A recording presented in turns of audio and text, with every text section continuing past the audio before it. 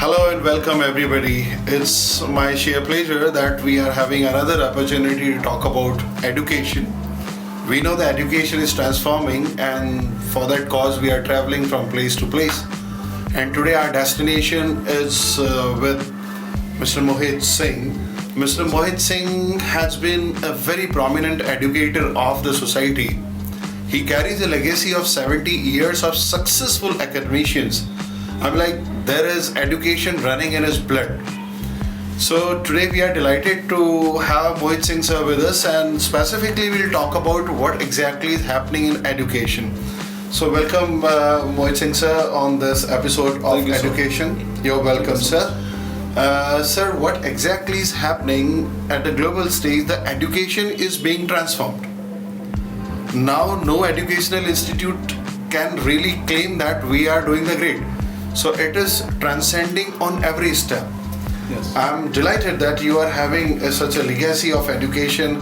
So how are you trying to cope up with that? What exactly education at your hand is being transformed? And ladies and gentlemen, I must congratulate him for very great thing that they are coming up with a wonderful world level educational institutes, that is Shalom International. I would like to know specifically about Shalom International, sir. How exactly you are trying to integrate the global transformations at your Shalom International? We'd love to listen from you, sir. Sure, sir. Thank you for having me. You're welcome, sir. It is. The question is quite a loaded one. I would say, but talking about education, let me say this: we're living in an ever-shrinking world. The world is shrinking in front of our eyes. We take minutes where we used to take hours. We take hours where we used to take weeks and months. So we're talking about a world where everyone is a global citizen. We're not talking of an isolated environment. People used to get educated earlier. I mean, even if we talk about ourselves, we used to get educated for the local village. Today we get educated, or today we should get educated for the global village. So to say, I mean, globalization is the need of the hour, is the want of the hour, and it is where we all are driven to. Skills have changed, and this is what we want to cater to. We want to cater to skills of the newer tomorrow. We're talking of, and it's not just about mastering a skill. It is about mastering the mindset of attaining new skills. We're talking of a skill, a mindset that is willing to learn, and a mindset that is not just willing to learn today. We're talking of a mindset that is capable of learning lifelong, a mindset that can actually imbibe and that can actually adapt to the changing landscape of technology. Wonderful. I should call it a book definition of education, or I should call it the Platonic words on education. I 100% buy all your statements, sir, and that is wonderful. If Shalom International is able to do that, that will be a great service to the society. But sir, there is a small question. Sure. Like, you have been describing the education in real 21st century needs. Right. Everybody has this anxiety that how would the educational institutes will fulfill those needs. So what exactly you have done for it?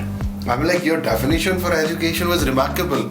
I would recommend that should be noted somewhere in the dictionaries of education. But still, I would like to know how exactly you are planning to impart whatever the education you have defined to the society. Thank you for that, sir. To answer your question, what we're doing at Shalom is we're not following a book. We're not following any book. We are taking the best of all that is to offer, all the best of all the education systems around the world that have to offer to our kids today, and to, of course, we go along with what these education systems, how they develop, and we also go along with it. So we've got our own R&D facility, we've got a core R&D team that works on the curriculum. We've got a core R&D team that works on the day-to-day activities, the lesson plans, and everything. And like I said, we're not going by the book. So neither do we want our students to go by the book. We want to be a totally textbook-free environment. Everything has to come from experience. Everything has to come from practice.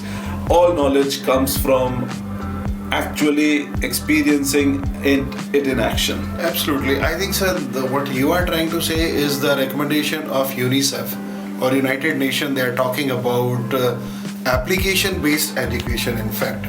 So all education systems today, even if you talk about the NEP 2020, it is exactly what it is. So what we are doing is we are imbibing the spirit of these education systems today. We're imbibing the spirit of the NEP into our curriculum. We are imbibing the spirit of the international baccalaureate curriculum into our genes. So, like I said, currently we're not following any course, we're not following any board. We're taking the best of all that all of these education systems have to offer. That's a wonderful design of the curriculum, sir. I must appreciate you for that. Sir, actually, experiential education, application-based education, inculcating the national education policy into it, international boards, you also have discussed about it. Yes. What I believe, or what I have seen, this requires a great lot of infrastructure. So I'd like to know from you what exactly in terms of infrastructure Shalom International is willing to cater to society. Sure. So let me tell you, we are coming up with a campus that is across 25 acres of land, which is fully dedicated to the entire project. In the first phase that we are starting as of today, we will have the academic wings, we'll have the dedicated cafeterias, we'll have the all kinds of sports facilities. And talking of sports, let me tell you, we've got all Olympic standard sports facilities, be it pools or courts, all kinds of. So we've got all kinds of international standard sports facilities. We've got, for example, we've got a full size football field. We've got basketball courts. We've got tennis courts. We've got volleyball courts. We have badminton courts. We have squash courts, and we're coming with sports of all kinds and ranges. We've got indoor sports and games. So in terms of infrastructure, what we are doing is, I can fairly say that nobody in Jaipur can match up to that as of today. That's great. That's really great to listen to. So there comes a question in my mind. Almost every educational institute has sports facilities. What we have learned or what we have seen, sports period is all the time assigned as a substitution. I mean, like, it's an entertainment period that the students can go out and have fun. Are you a little different from that? So I totally agree with you on that. Sports time or sports periods have been treated as playtimes for kids. That's right. So this is not a playtime. A sports period for us is serious matter. What we are trying to do here is treat sports as a subject. Oh, that's wonderful. What we are talking about is, so if a class is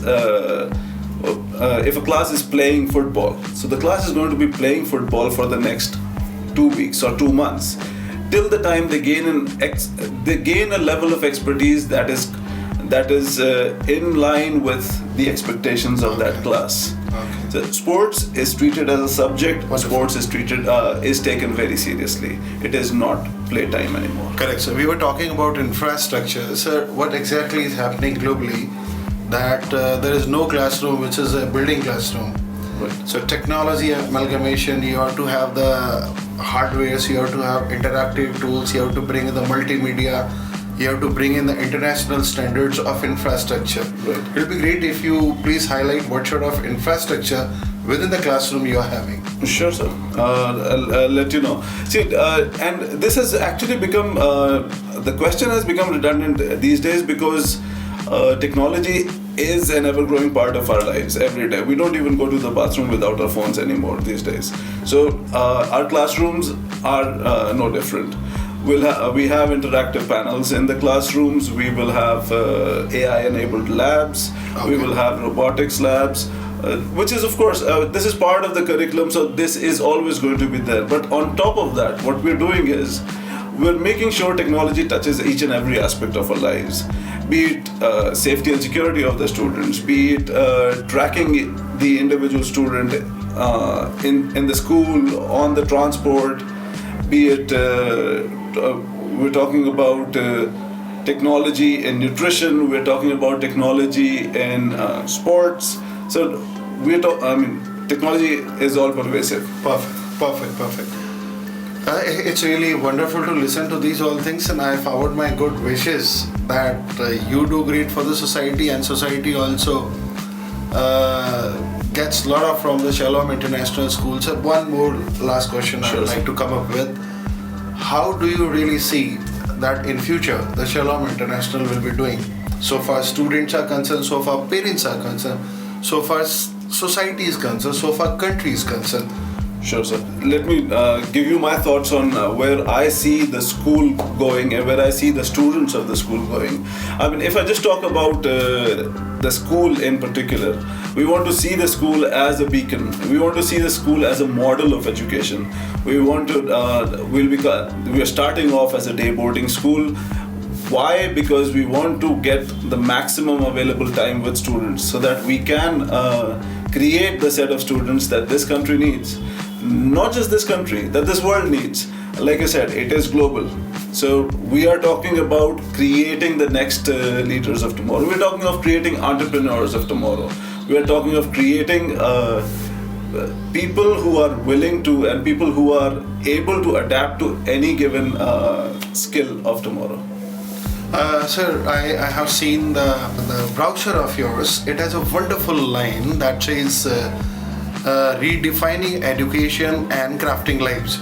So far, redefining of education is concerned, I got every idea from you. I'd like to know a little on this word actually, crafting lives. Sure, sir. See, it is a well thought out phrase, and which all our team came upon it and decided that yes, it embodies the spirit of what we want to do. We want to craft lives. We just do not want to inculcate, we just don't want to, or actually let me say it, we just don't want to imbibe education, or we just don't want to imbibe knowledge into a child. We want to inculcate the habit of learning. We want to inculcate the mindset of a learner, of a knowledge seeker, and that is where we want to craft lives for the global world. I think that was wonderful, and I believe all the person who are listening this must have got an idea where Shalom International is going to rise in the days to come. My all the good wishes, sir. Thank you, and sir. It was wonderful talking to you, sir. Thank you so much for your time.